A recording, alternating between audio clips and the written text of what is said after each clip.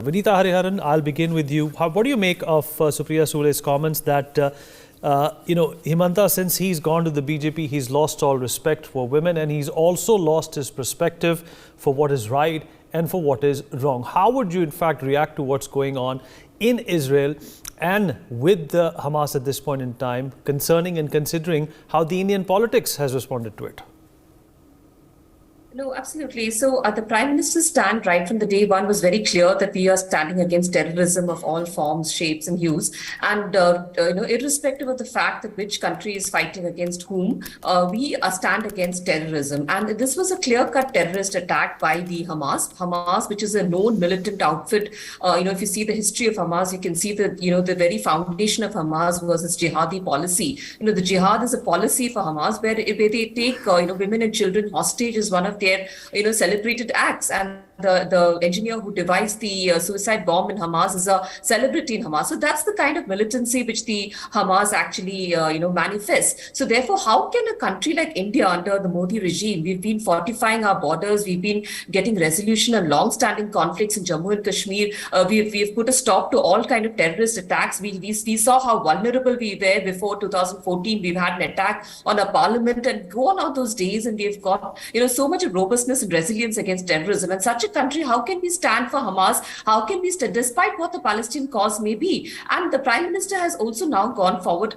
going a step ahead and towards humanitarianism. He has actually even spoken to the Palestinian president today and offered to give humanitarian assistance to Palestine as well. So we have seen that we do not really support Palestine or Israel in this conflict, but we are for the the innocent civilians who've been actually caught in the crossfire, so to speak, women and children and thousands of people dead in the border. So that's something that we cannot, stand for, because we are the country who gave vaccines to the entire world, and we've been protecting lives across the last 10 years. This is not a rhetoric, but these are facts. Therefore, this is the policy of India, where we will never support any kind of terrorism globally, wherever it happens, and we will not get into geopolitical tensions or geopolitical, issues between two countries. What we are standing for today is for humanitarianism against terrorism. That's very clear. Despite, and all the politicization that's happening in the country between Israel and Hamas is actually very sad, and instead of actually doing something in support for the cause, why don't we do fundraising for that? Why don't we do some productive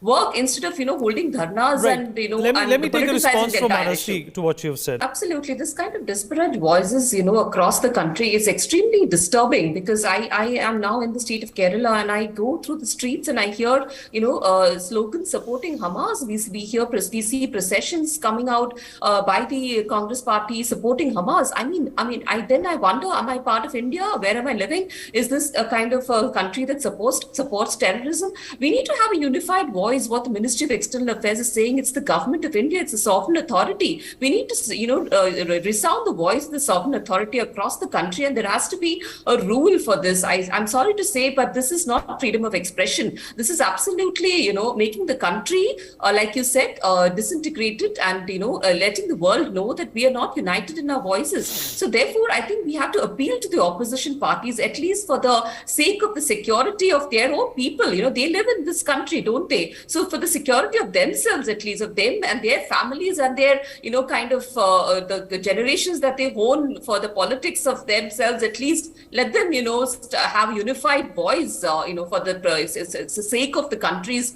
image, the kind of the country that is going towards being the fifth largest economy, the third largest economy projected to be, and then the G20 presidential status that we enjoyed, and the kind of leadership that we've been portraying. We're throwing water over all of that by this kind of disconnected and separatist voices across the country. It's very unfortunate that we're politicizing an international issue where innocent children, grandmothers, and like how Sumit just described the gory details of the war, it's absolutely pathetic. And I don't know how we can politicize this and have jibes against each other, whoever it may be, from whichever party. I think we should refrain from such, kind of politicization of this kind of an international terrorism that's been going on in the Gaza Strip from so long. 2.3 million people in Gaza Strip. Why don't we think about them? Think of innocent lives and think of, human beings like us across the border. I think that's all I have to make an appeal in your channel.